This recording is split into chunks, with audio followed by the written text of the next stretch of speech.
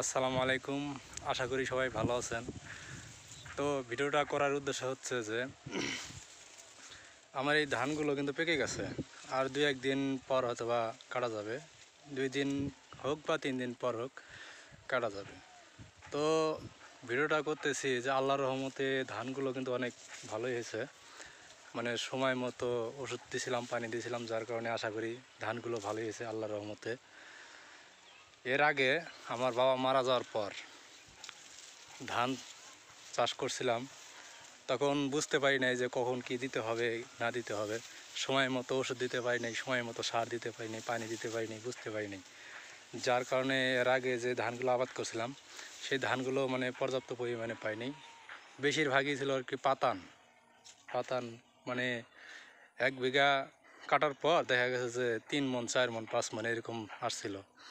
তা তখন মানে অনেক খারাপ লাগছিল যে আসলে যেটা আবাদ করতে পারি না সেটা আবাদ করতে আসছি। মানে বুঝি নাই তখন যে কোন সময় কী দিতে হবে, ওষুধ দিতে হবে, পানি দিতে হবে, সার দিতে হবে। তো আল্লাহর রহমতে এবার আমি সময় মতো ওষুধ দিছি। ওষুধ দিতে কার্পণ্যতা করি নাই কখনো, সময় মতো ওষুধ দিছি। ওষুধ দেওয়ার ফলে আল্লাহর রহমতে ধানগুলো অনেক ভালোই হয়েছে আর কি। আর 2-1 দিন পরে হয়তো কাটতে পারবো। এখন যদি আকাশটা যদি ভালো থাকে তাহলে ভালো, ধানগুলো আল্লাহর রহমতে ঘরে নিতে পারবো ভালোভাবেই।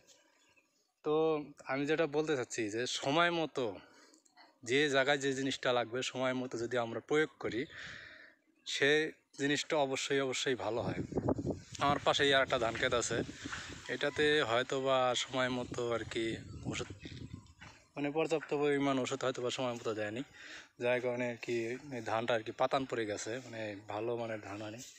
তো আল্লাহর কাছে আমি হাজার শুকরিয়া, লাখ লাখ শুকরিয়া। এর আগে আমি যে ধানটা আবাদ করছিলাম এরকম ধান পাইনি।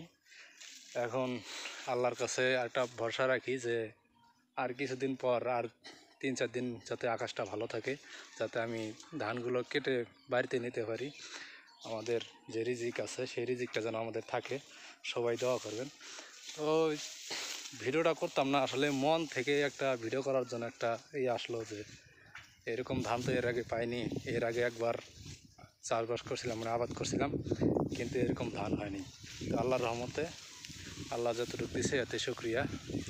তো সবাই ভালো থাকবেন। আর একটা কথা বলি, যেখানে যেটা লাগে সময় মতো কিন্তু সেখানে সেটাই দিতে হয়। যেখানে যেটা সময় মতো যেটা দিতে হবে সময় মতো কিন্তু সেটা সেখানেই দিবেন, তাহলে জিনিসটা অবশ্যই ভালো হবে।